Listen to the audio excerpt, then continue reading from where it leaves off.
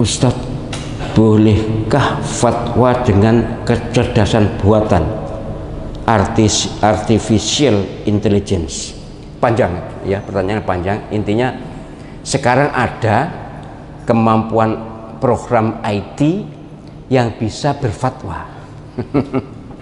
Saya belum tahu prakteknya, tapi ilustrasinya sudah baca saya. Bahwa jadi ada program, nanti misalnya ada orang minta fatwa itu, ini mencari dalil-dalil, kemudian disampaikan, dikeluarkan fatwa. Apa boleh? Saya belum tahu pendapat para ulama, tapi saya setelah merenung, secanggih-canggihnya IT itu tetap tidak punya perasaan. Saya pernah kuliah khusus komputer zaman tahun 85 dulu, masih di Mesir, di American Center, di pusat kegiatan Amerika. Ada kuliah khusus tentang komputer. Ada profesor dari Amerika mengatakan bahwa waktu itu ya belum secanggih sekarang, tapi beliau menyatakan bahwa ini komputer ini nanti akan bisa melampaui kecerdasan manusia, untuk berhitung jauh lebih cepat dari kemampuan manusia, untuk mencari data jauh lebih cepat. Tapi satu yang tidak bisa melampaui manusia, yaitu perasaan. Beliau bukan perasaan, yaitu pengalaman.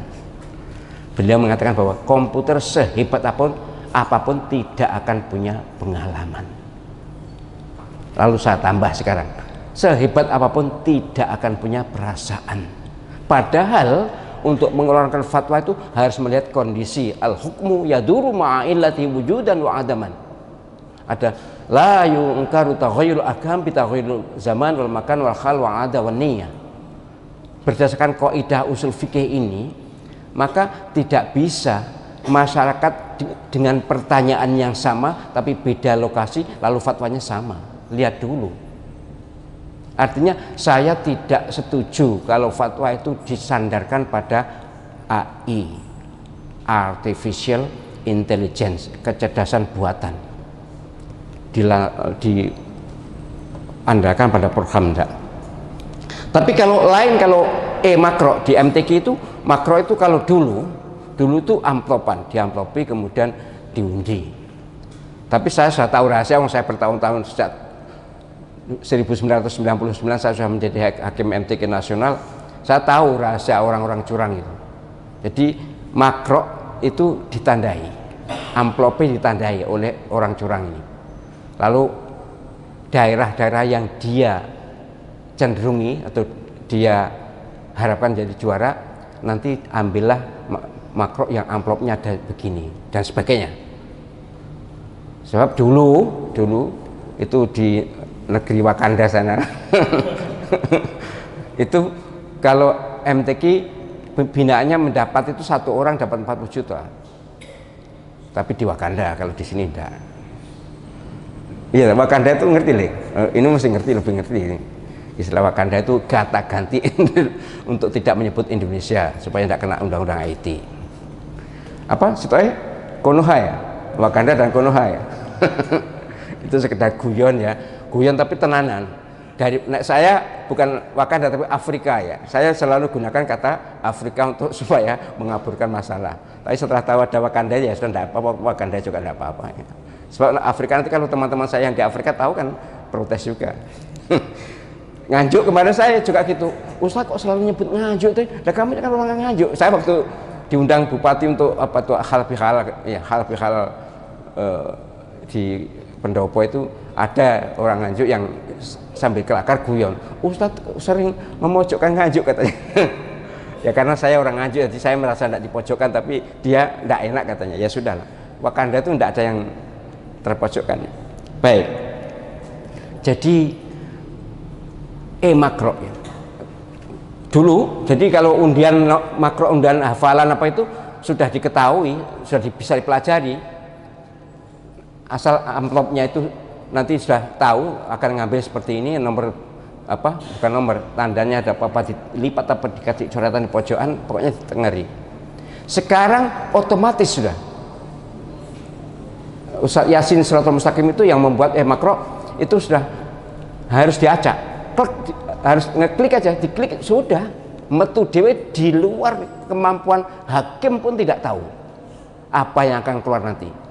Memang juz 1 sampai juz 30 iyalah tidak mungkin keluar dari itu kan, tapi mana ayatnya tuh tidak bisa diduga.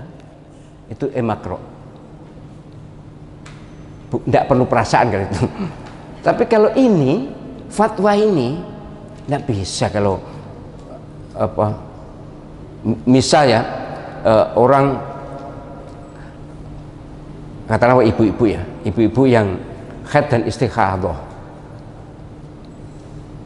pakai mazhab mana, tapi memang nanti kalau soal kecerdasan bisa aja mazhab kan istikhadah kalau di atas 15 kalau menurut mazhab Syafi'i dan Hambali. Tapi kalau Maliki dan Hanafi kan 10. Mungkin nanti dicari ini mazhab Hanafi sekian, mazhab Maliki sekian gitu, mazhab apa Syafi'i. Jadi kalau sudah dibuat kecerdasan memang bisa melacak semuanya. Tetapi sekali lagi bagaimanapun kaidah itu tidak dipungkiri bahwa hukum itu bisa berubah karena waktu, tempat, keadaan, kebiasaan dan niat. Sama-sama sholat 4 rakaat, niat yang berbeda bisa berbeda kok.